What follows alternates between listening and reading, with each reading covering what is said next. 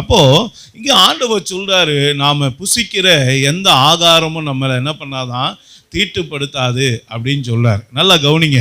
ஆனால் அதுக்கு அடுத்து சில காரியங்களை அவர் சொல்கிறாரு. அப்போது இதெல்லாம் புசிக்கல் ஆகாது அப்படின்னு தலைப்பு வசனத்தை ஆண்டவர் கொடுத்தாரு. புதிய ஏற்பாட்டில் வரும்போது எல்லாத்தையும் புசிக்கலான்னு சொல்கிறாரு. ஆனால் ஒரு காரியத்தை நீங்கள் நல்லா புரிந்து கொள்ளணும். நாம் சாப்பிட்ற சாப்பாடு நம்ம வீட்டில் சமைக்கிறதா இருக்கலாம், ஹோட்டலில் நீங்கள் வாங்கி சாப்பிட்ற சாப்பாடாக இருக்கலாம், அல்லது நமக்கு அக்கம் பக்கத்தில் நண்பர்கள் இருப்பாங்க, அயல் வீட்டார் சிநேகிதர் இருப்பாங்க, அவங்க சில நேரத்தில் நமக்கு சாப்பாடு அல்லது விருந்து ஏதாவது கொடுக்கக்கூடிய ஒரு சூழ்நிலை வரலாம். நமக்கு நெருக்கமான நண்பர்கள் வீட்டில் கூட நம்ம விருந்துக்கு போக வேண்டிய ஒரு சூழ்நிலை வரலாம். இப்படிலாம் நம்ம போகும்போது நமக்கு முன்பாக வைக்கிற இந்த ஆகாரத்தை நம்ம என்ன பண்ணணும் அப்படின்னா, வசனம் வாசிப்போம். 1 தீமோத்தேயு 4ஆம் அதிகாரம் 3-5 வசனம், புதிய ஏற்பாடுல பக்கம் 288.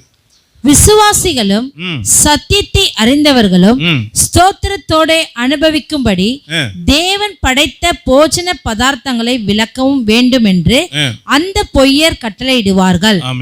தேவன் படைத்ததெல்லாம் நல்லதாய் இருக்கிறது, ஸ்தோத்திரத்தோட ஏற்றுக்கொள்ளப்படுமாகில் ஒன்றும் தள்ளப்படத்தக்கதல்ல. அது தேவ வசனத்தினாலும் ஜபத்தினாலும் பரிசுத்தமாக்கப்படும். ஆமா, நல்ல கவனிங்க. என்னது? அது தேவ வசனத்தினாலும் ஜபத்தினாலும் பரிசுத்தமாக்கப்படும். அப்போ ஒரு ஆகாரத்தை நீங்க வீட்டுல புசிச்சாலும் சரி, எங்க புசிச்சாலும் சரி, நான் ஒண்ணு உங்களுக்கு நல்லா சொல்லி கொடுக்குறேன்.